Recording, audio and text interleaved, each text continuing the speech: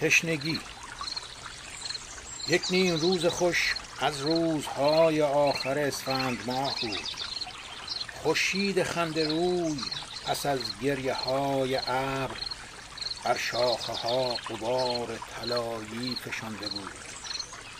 باد تر بهار بوی غبار خشک بیابان تشنه داشت. بازوی شاخه ها چون بازوان لخت سیاهان زورمند در روشنی به روغن باران سرشته بود.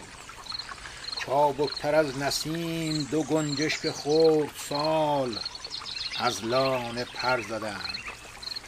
هرگز خبر ز لطف بهاران نداشتند، زیرا که نوبهار نخستین عمرشان از راه دور دست سفر تازه می رسید.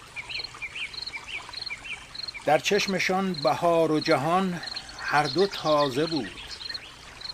بر شاخه درخت نشستند و آفتاب بر بالشان چکید. خون بهار در رگ مویین برگها پرشور می‌دوید.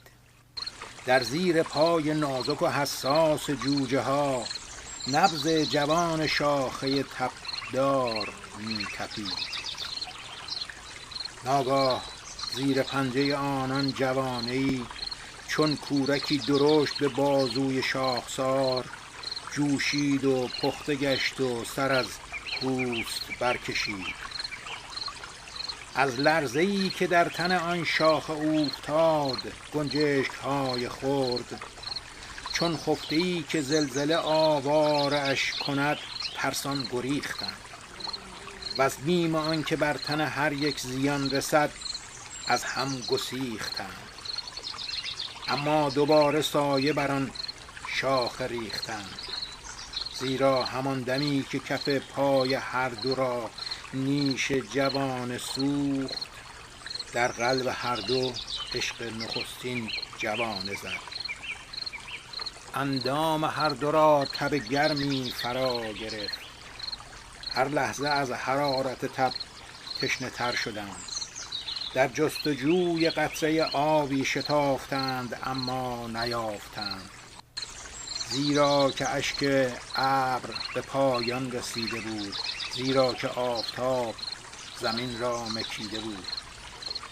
بر قده برآمده شاخه‌ای کهن یک قطره برق زد. منقار جوجه ها به تکان آمد از نشاط. رفتند تا که قطره شیرین آب را در چیندان تشنه خود جا به جا کنند. اما هنوز کام و دهان تر نساخته آن قطره از میان دو منقارشان چکید. وان جوجه های خرد دنبال قطره‌ای که فرو ریخت پر زدند تا بالشان به خاک و به خاشاک سوده شد. اما دگر چه سود که آن قطره زلال چون گوهری به دست بلورین آفتاب در دم ربوده شد.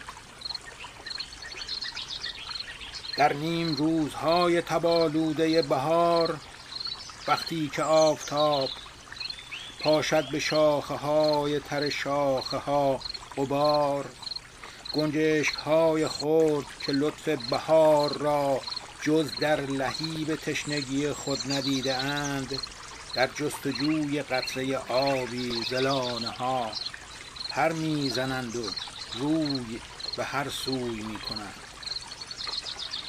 اما همیشه تشنه تر از آنچه بوده اند همراه شب به لانه خود روی میکنند.